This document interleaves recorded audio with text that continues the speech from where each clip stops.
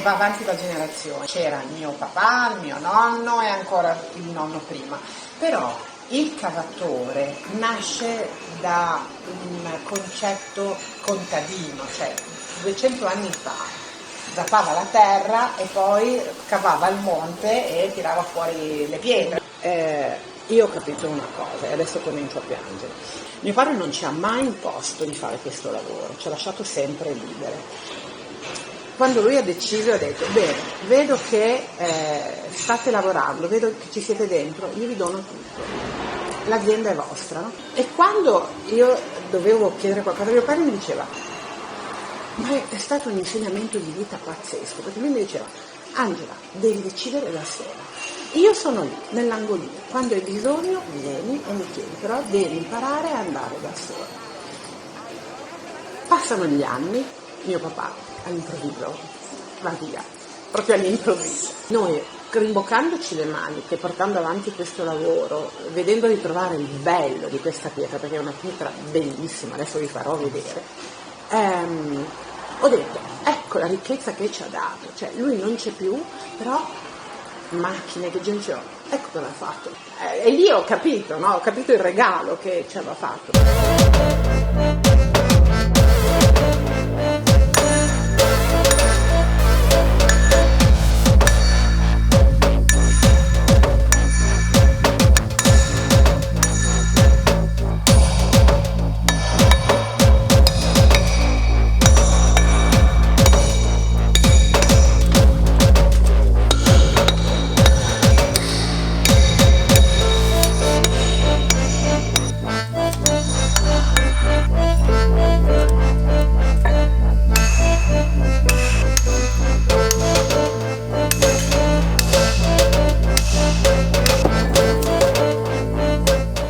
Oggi vi farò innamorare parlandovi di una pietra, cioè una cosa impossibile. Qui con me Angela Mangini della Ardesi Mangini. Angela e Donatella, buongiorno. Buongiorno, grazie per averci grazie a te. ricevuto. Siamo in Val Foltarabuona, siamo a Cicagna e adesso lascio a lei la parola perché mi vengono già i brividi della passione che ci mette nel parlare di questa pietra. Parliamo un po' dell'azienda intanto. Allora, l'azienda è gestita da me e mia sorella, che cominciando fin da bambine a fare le torte di fango alla domenica pomeriggio ci siamo innamorati di questa pietra e quindi abbiamo portato avanti questo lavoro che va avanti da generazioni, partendo dal nostro papà, al nonno, e è sempre andata avanti di padre in figlio.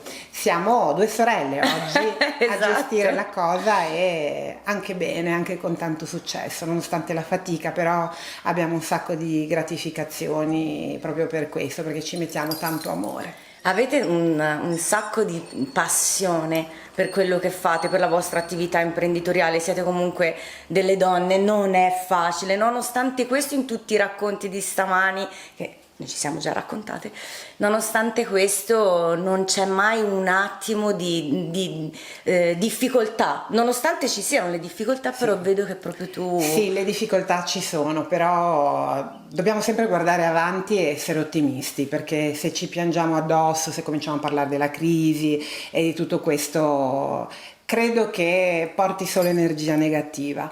Noi abbiamo messo tanto entusiasmo, mettendo anche il senso del bello in questa pietra che nasce grigia e si trasforma in tantissime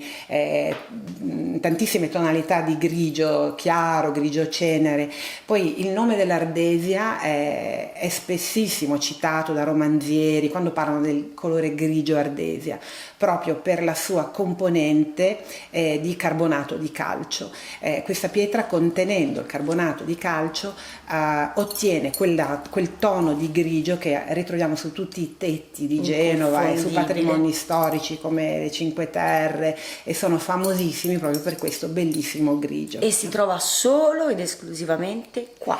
L'Ardesia ligure si trova solo in questo, ci sono cave qui in Val Fontana Buona, ma anche nella zona di Imperia.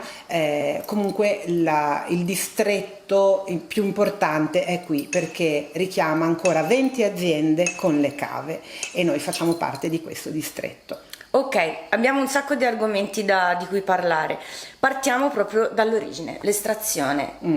Allora, l'estrazione avviene in galleria, nel cuore della montagna, un posto molto bello, e se tornate vi portiamo a vedere, entriamo proprio nel centro della terra, un viaggio emozionante perché entriamo in una galleria molto ampia, e scendiamo a circa 70 metri dentro, dove il livello della superficie è anche inclinato, quindi perdiamo anche un po' il senso della verticalità. È un'esperienza straordinaria, la devi provare. Okay. Quindi ti prometto che se torni ti porto, certo. Quindi darai la possibilità a chi non può vedere una cava di vederla. Volentieri. Quindi l'estrazione avviene in cava attraverso il taglio di blocchi a diversa misura, a seconda dei progetti che dobbiamo realizzare.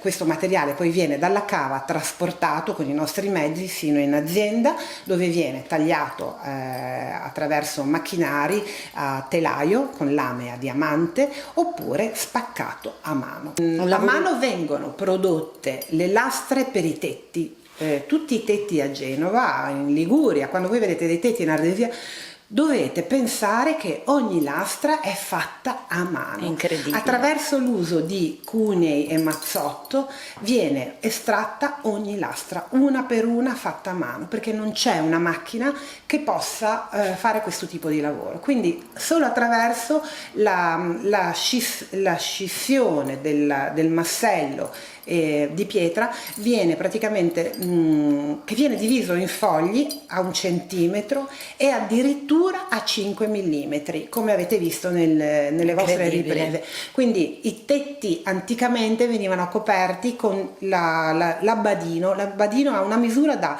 57 centimetri per 57 e a 5 millimetri, copertura a calce. Quindi questi tetti venivano fatti ancora più di 200 anni fa, e ancora oggi nei centri storici ci sono dei vincoli precisi dove viene e deve essere utilizzata solo ardesia ligure.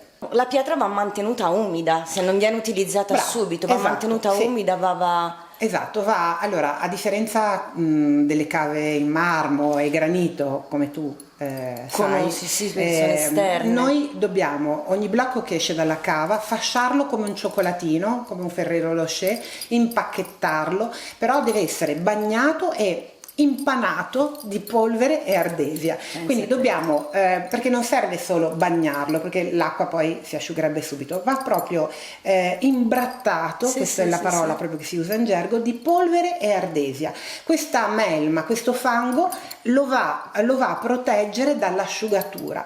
L'ardesia contiene dell'acqua di cristallizzazione e proprio per le lavorazioni di spacco manuale o di segagione meccanica deve mantenere la sua elasticità, perché la pietra è comunque una pietra viva. Esatto, è una pietra viva, esatto, sì. La cosa più strana, più curiosa che vi è stata richiesta, una cosa che ti viene in mente? Allora, sì, questa è una bella cosa. Abbiamo un cliente a Vicenza, un'azienda leader che importa pietre da tutto il mondo, di onici, marmi, ma veramente dei marmi pregiatissimi. Tu sai che il marmo viene venduto a blocchi a 400.000 euro, poi da quando lo hanno preso addirittura la famiglia araba famosa, che addirittura mandano i blocchi in aereo. Quindi la gratificazione più importante mi è arrivata per un progetto a Mosca. Questa azienda mi chiama e mi dice: guarda, abbiamo una sala espositiva di oltre 1000 metri quadrati con marmi e graniti esposti da tutto il mondo, è arrivato giù il buyer da Mosca e ha guardato tutto, alla fine ha messo la mano sull'ardesia a spacco tua e dice: il progetto deve essere fatto con questa lastra, che è questa qui, questo tipo di lastra, che è quella che abbiamo visto che si fa a mano. Quindi tutto il progetto di questo pazzo architetto che ha voluto le piastrelle, pensa, da 2,40 m per 140 Urca. a spessore di 2 centimetri, e come fuga hanno voluto inserire tra una piastrella e l'altra una lamina in acciaio inox per dare un tema tecnico, quindi difficilissimo, ma ci siamo riusciti. Quindi gratificante, bello. Noi ci misuriamo sempre con progetti anche difficili, però il bello è questo, è la sfida, esatto, è la sì, sfida, sì, altrimenti sì. Poi naturalmente vi occupate anche delle piccole cose da arredamento, oggettistica. Allora, oggettistica, in questo momento abbiamo tantissima richiesta per i piatti, il finger food che bellissimi. viene in ardesia a spacco, quindi tutti i piattini dove su Genova vedo anche alcuni bar che ti servono la tazzina o la brioche sulla lastrina d'ardesia.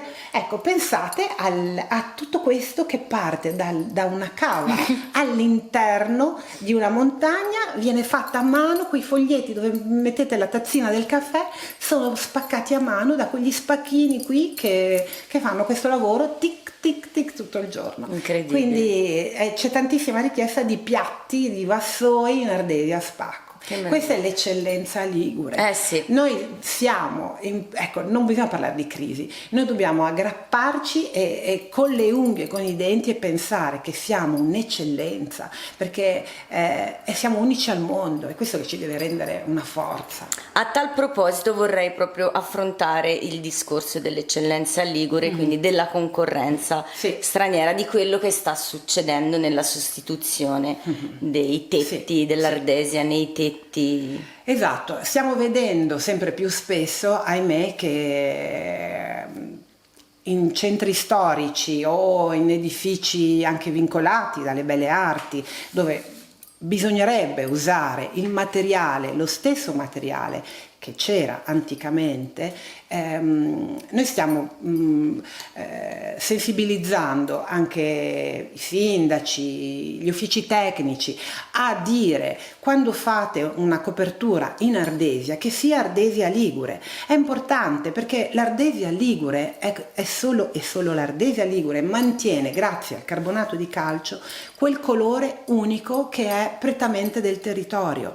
Quindi se noi andiamo a fare un tetto con un'ardesia che è diversa, ahimè, l'abbiamo visto, lo vediamo su Vernazza, su alcuni centri storici dove i tetti sono di un altro colore e quindi non rispecchiano più quel patrimonio storico che c'era un tempo. Ogni regione usa la sua pietra locale, lo vediamo a Carrara, lo vediamo in Val d'Aosta, lo vediamo in Sardegna, cioè, e rimane in mente proprio per i colori di quella pietra. Quindi è un peccato che questo avvenga, perché si sta perdendo una peculiarità importante. Quindi è partita una campagna di sensibilizzazione. È partita una campagna di sensibilizzazione, cioè di dire lo devi fare in ardesia quando sei obbligato, ma in ardesia ligure. Esatto. Aggiungete questa parolina per favore, perché è importante, perché intanto siamo 20 cave qui nel nostro distretto, manteniamo un indotto pazzesco perché veramente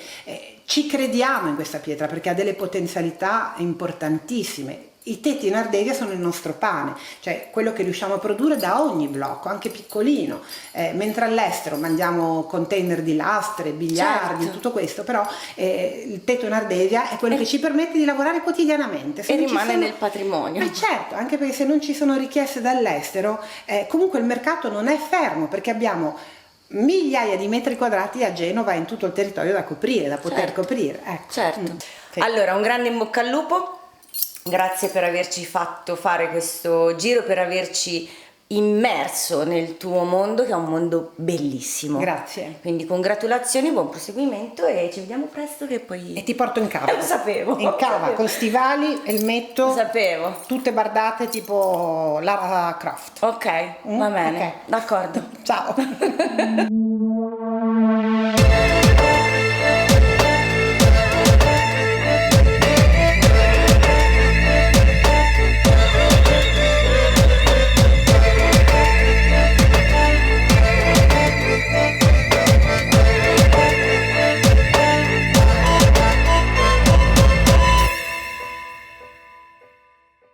Questo è un monumento monumento realizzato dallo scultore Francesco Dall'Oroso e si chiama Portatrici di Ciappe ed è dedicato a un omaggio a tutte quelle donne che nei tempi che furono facevano il duro lavoro di portare le lastre di Ardesia dalle cave, dall'entroterra fino al porto.